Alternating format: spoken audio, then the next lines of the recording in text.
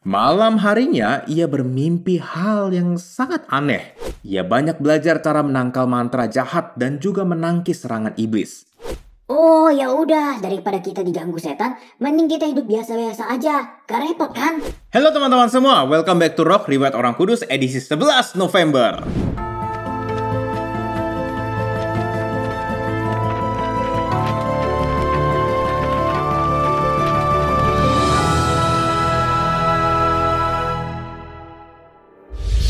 Hari ini kita akan membahas riwayat dari Santo Martinus dari Tours, pelindung para pengemis.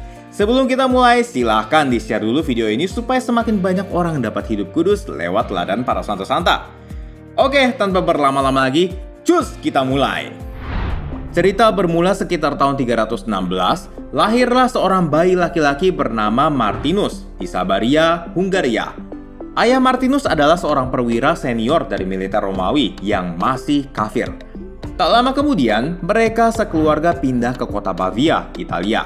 Di sini Martinus diam-diam belajar katekumen di umurnya yang baru beranjak 10 tahun guys. Bahkan dia sudah menjalani pola hidup seperti para biarawan. Sayangnya belum sempat dibaptis, ia dipaksa orang tuanya untuk mengikuti pekerjaan ayahnya, yaitu sebagai seorang tentara. Mau nggak mau, akhirnya ia menuruti permintaan orang tuanya itu. Ia kemudian masuk militer dan pada tahun 337 ditugaskan di Amiens, Prancis. Saat bertugas, ada suatu keajaiban yang mengubah hidupnya secara total guys. Di kota ini, ia bertemu dengan seorang pengemis tua yang setengah telanjang. Padahal situasi waktu itu sedang musim dingin loh guys. Jadi bisa kebayang ya betapa tersiksanya pengemis itu. Terdorong oleh belas kasihan, ia kemudian mengambil pisau dan membelah jubah militernya menjadi dua. Setengah potongan itu ia bawa pulang dan setengahnya lagi ia berikan kepada pengemis malang itu. Malam harinya ia bermimpi hal yang sangat aneh. Ia melihat Yesus terbungkus oleh setengah jubah yang ia potong dan berikan kepada pengemis itu. Lalu Yesus berkata, "Lihat jubah yang diberikan Martinus kepadaku, padahal ia masih seorang katekumen." Dan setelah bangun, ia kemudian segera mungkin meminta agar dirinya dibaptis oleh para romo setempat. Martinus yang sudah menjadi Kristen kemudian mengundurkan diri dari dinas militer di usianya yang ke-20. "Saya telah melayani Anda sebagai seorang prajurit. Biarkan saya sekarang melayani Kristus karena seorang prajurit Kristus tidak patut untuk berperang." Begitulah kalimat terakhirnya kepada Kaisar Julian. Kaisar yang mendengar pengunduran diri Martinus kemudian menjadi kesal dan menuduh Martinus sebagai seorang pengecut. Martinus kemudian dipenjara selama beberapa waktu dan dibebaskan tahun 339. Setelah bebasnya, ia kemudian berguru pada Santo Hilarius, uskup. Beberapa waktu kemudian, ia ditabiskan sebagai diakon dan diberi penugasan untuk mengusir setan. Ia banyak belajar cara menangkal mantra jahat dan juga menangkis serangan iblis. Dan semakin kudus dirinya, semakin sering iblis menyerang dan menggodanya. Terkadang iblis sendiri suka menampakkan diri kepadanya dalam bentuk manusia dan mengatakan, "Martinus, kemanapun kamu pergi dan apapun yang kamu lakukan, aku akan menentangnya." Wah, ini sih udah terang-terangan ya guys namanya. Iblis yang suka menggodanya juga sering mengubah diri menjadi berbagai wujud dewa-dewi Romawi, mulai dari Jupiter, Merkurius, Venus, ataupun Minerva yang datang dengan bau belerang yang sangat kuat. Terus gimana dong Martin ngelawannya? Kalau menurut teman-teman gimana? Pakai pentungan, tombak, panah, pistol? Belum ada pistol sih. Ternyata sangat simpel guys. Martin selalu melawan dan mengusir mereka dengan bersujud di tanah dan berdoa. Bahkan terkadang hanya menggunakan tanda salib aja. Singkat cerita, Martin terpilih menjadi uskup ketiga dari Tours pada tahun 371. Hidupnya sangat seimbang antara doa dan juga pelayanan di tengah umat. Ia rela loh berjalan kaki ke desa-desa untuk mengembangkan paroki-paroki di keuskupannya. Padahal kita tahu sendiri ya, satu keuskupan itu besar dan waktu itu belum ada mobil. Kita ambil contoh ibarat keuskupan Surabaya. Beliau jalan kaki dari Surabaya ke Madiun, Pacitan, Rembang. Wah, ratusan kilometer loh itu. Salut banget ya sama Bapak Uskup Martin.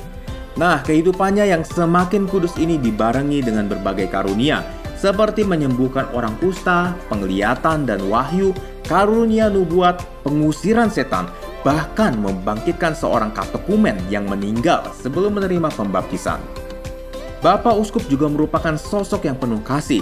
Meskipun pada waktu itu gereja diserang oleh suatu bid'ah bernama Priscillianisme yang mencampur-campurkan kepercayaan lain ke dalam Kristen, ia juga menentang hukuman mati bid'ah Priscillian dan orang-orangnya oleh Kaisar Maximus. Menurutnya mereka cukup diberi sanksi diasingkan oleh gereja, dan pada dasarnya politik kenegaraan tidak boleh ikut campur tangan dalam masalah gerejawi. Ini bener banget sih guys, jadi politik gak boleh dicampur-campurkan ya guys sama agama. Kalau enggak nanti kita bisa kembali lagi ke zaman gereja di abad pertengahan loh. Nah, setelah pelayanannya bertahun-tahun, kesehatannya mulai menurun drastis. Menjelang ajalnya ini, setan terus mengganggunya dan berharap membawa jiwanya ke dalam api neraka. Dalam kesadaran penuhnya, ia mengusir iblis dari tubuhnya lalu menyerahkan jiwanya kepada Tuhan di tahun 397 di Galilea.